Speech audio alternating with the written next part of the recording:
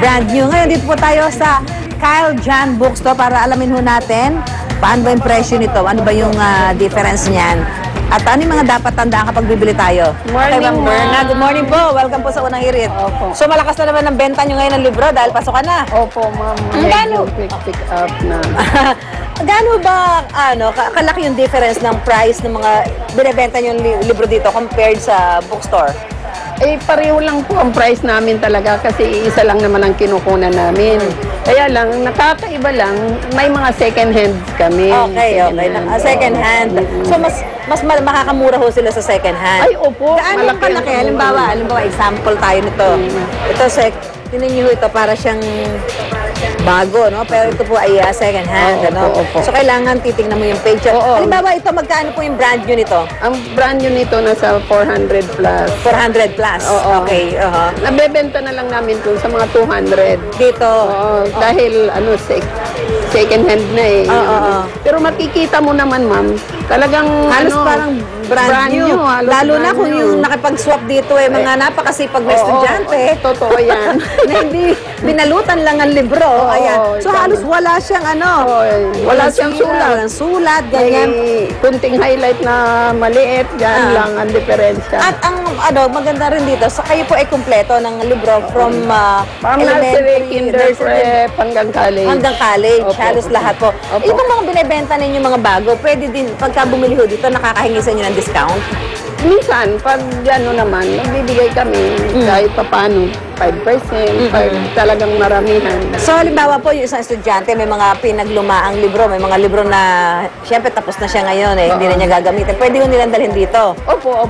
Okay. Tinitingnan naman namin yung pwede pang gamitin. Kasi pag hindi naman na pwede gamitin, di mo na pwede. Hindi naman na may ipapaswap, ipapagbili din. So, isuswap mo na lang. Kaya, kunwari, yung libro na yan, ito, katulad nito, pwede pa itong mapakinabang. Yan, kukunin namin ito, bibilhin namin ito, tapos pag ipagbibili rin namin ito sa mga kung hindi, may yung iba, yung pangalan nito, sinuswap lang nila. Sinuswap na. Ito medyo, bakit medyo maitim-itim na. So, matagal na ito, matagal na, pero buo pa rin. Oo, buo pa rin. Yan, pagtsatsagaan mo lang yan, nalinisin yung mga gilid-gilid.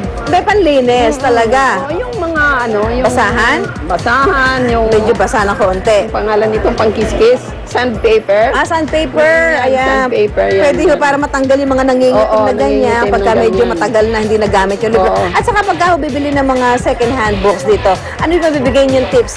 Paano nila titingnan yung libro? Kailangan, pag bumili ka, kailangan tingnan mo yung pages dahil bawat baka kulang. Baka kulang. Okay. Ngayon, titingnan mo rin kung may mga sagot na dahil hindi mo na rin magagamit. So, yung iba naman, ang ginagawa, kung may sagot itong page para makamura ka. May sagot na.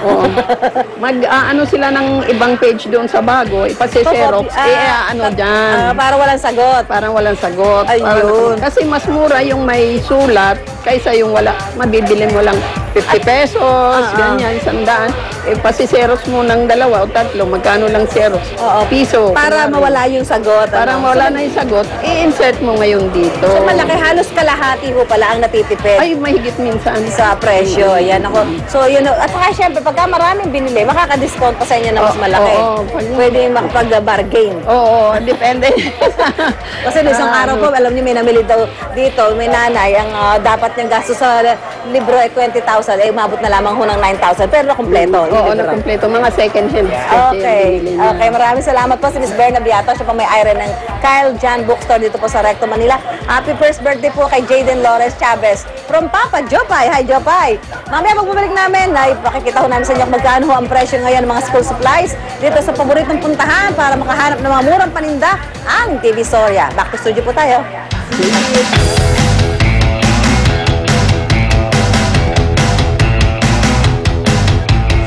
Daming libro. Sobra. Good morning, Susan. Good morning. Mga kapuso. Good morning. Good morning. Nasa kayo? Ba't kayo na kayo? Tensyon na. Sorry. Wala kasi kami na wala kami. Late na naman kayo. Okay, June 1 na po at ilang araw na lang magbabalik eskwela na ang mga estudyante. Oh yes, at alam naman natin na marami pa rin mga last-minute preparation para masigurong maging maayos ang pagbubukas ng eskwela ngayong taon. Kaya naman bilang servisyon totoo natin, ngayong balik eskwela isang informal school sa Payatas ang ating ini-makeover, guys. That's right. Ito silipin natin kung ano ang gagawin natin doon kasama sina Monica at Arn.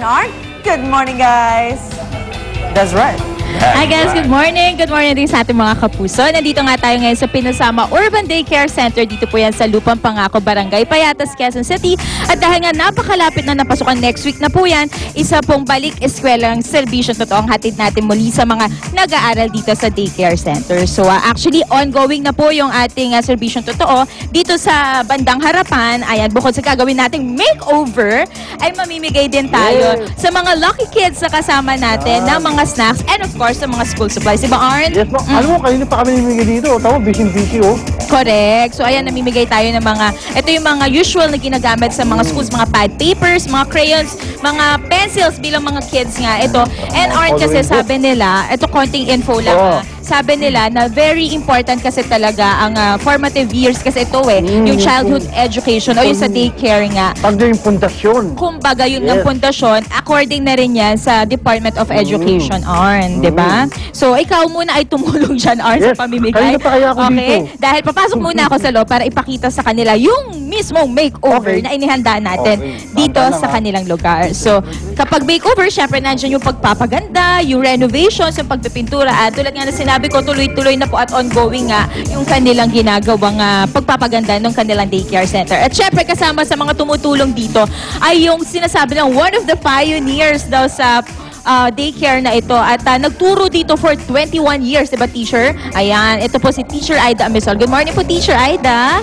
Okay, so before the renovations na ginagawa natin ngayon, ano po ba talaga yung mga na-encounter natin problems dito sa daycare center? Problema lang po dito yung ang bata pag lumalabas at saka yung dati namin problema, yung hindi pa maganda yung school namin, maraming pumapasok, kaso wala kaming salamat naman at ngayon may tumulong na ganitong sa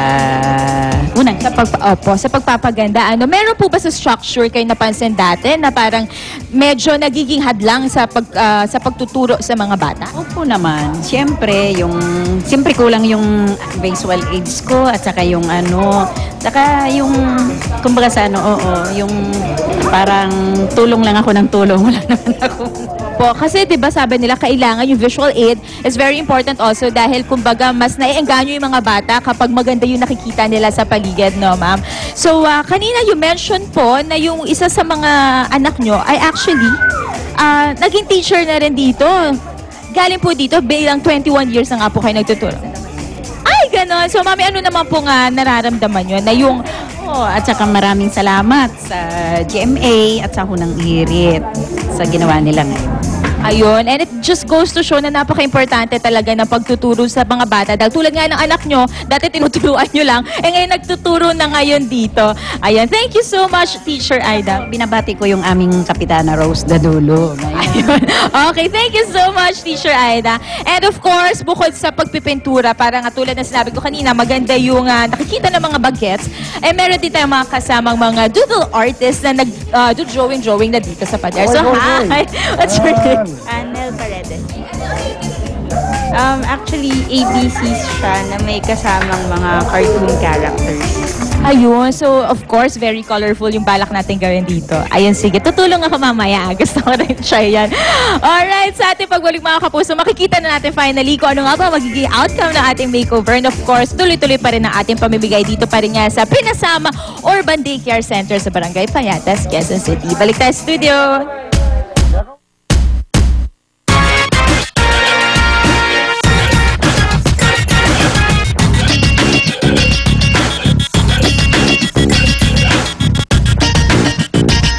Kapuso, narito na ang ating Ihirit! At sa pamagitan ng inyong ihirit, malay nyo, manalo pa kayo ng aming papremyo na free tickets para sa concert ni international pop star Miley Cyrus. Oh my God! Na tayo dalawa! 2 silver tickets each sa 5 winners ng 2 bronze tickets each. Para sa Miley Cyrus live to the concert sa June 17, Biyernes sa Mall of Asia Concert Grounds. Ito na ating i-hear question of the day. Sino kabarkada natin na nagdiriwang ng kanyang birthday ngayong araw na to? Wow! Ayan, i-text lang ang You Hear It, space, name, space, lokasyon, space, sagot, send to 4627 for all networks.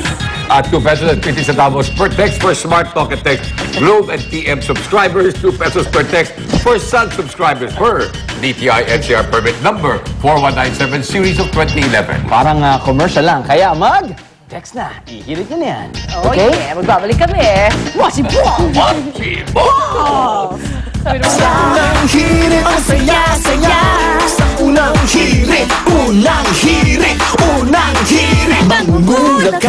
Mas masarap ang inyong gising kasama ang